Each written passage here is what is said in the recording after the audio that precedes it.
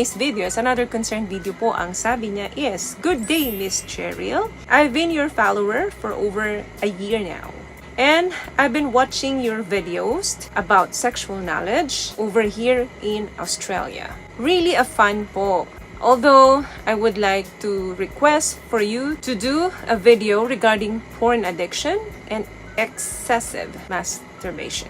Kailan po ba malalaman na sobra na ang panonood ng porn at sobra na ang pagjajack? Okay, ano ba ang addiction na itinutukoy niya dito?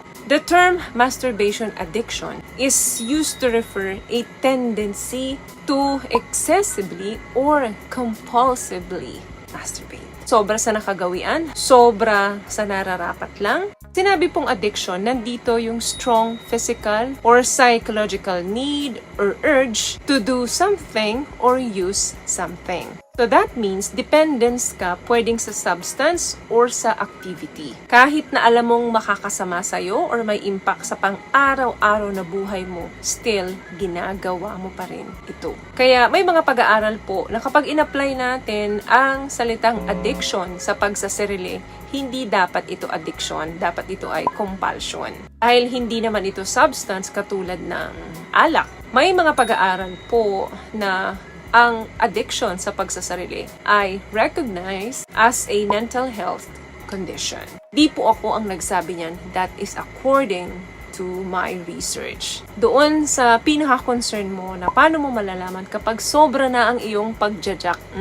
Number 1 dyan, kinakain na yung oras at energy mo nito para lang magawa mo yung pagsasarili mo. To the point na uuwi ka galing trabaho kahit na meron ka pang ibang appointment, ipagpapaliban mo yun. Or minsan naman nahanap ka ng pwesto para lang gawin mo ito kasi nga naging routine mo na. Or hinahanap-hanap na ng katawan mo. So, kinukuha na nito yung maraming time and energy mo. Number 2, na sobra na or nahuhumaling ka na sa pagsasarili.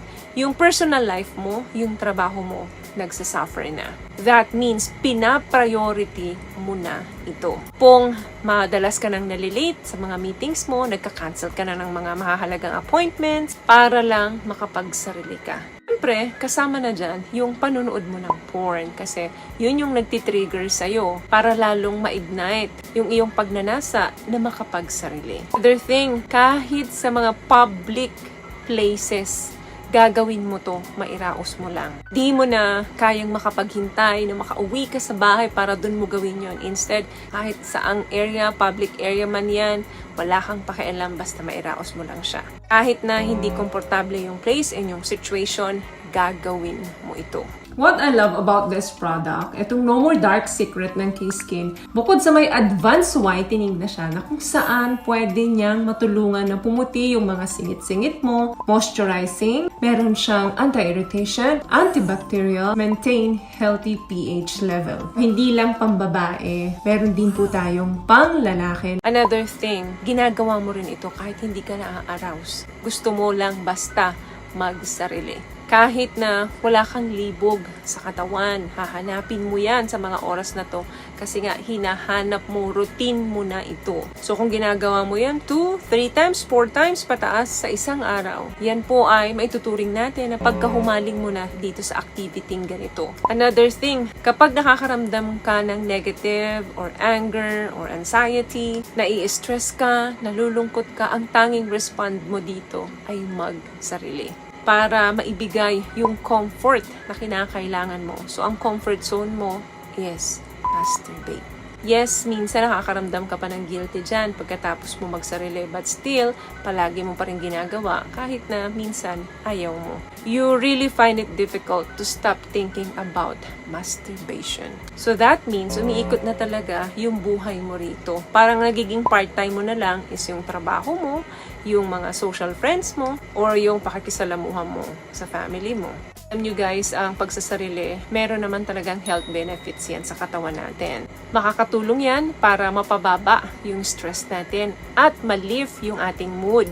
Pagkatapos na gawin yan, nakakaramdam tayo ng relaxation and we feel better after pagsasarili. So, yun nga lang, kapag compulsive na yung ating sexual behavior, so possible na may imbalance na of natural brain chemicals, kaya importanteng magpatingin sa doktor at ipaalam sa doktor kung ano talaga yung nangyayari sa inyo. So, kailangan ba talagang mag-seek ka ng tulong sa mga professional? Yes, sa iba po, kaya naman nilang solusyonan ito without help ng mga professional, but some, hindi talaga kaya. Kinakailangan talaga ng assistant ng mga professionals. Bottom line ng topic natin is compulsion man yan or addiction man yan, it's important to remember na ang behavior na ito ay treatable po, meaning nagagamot.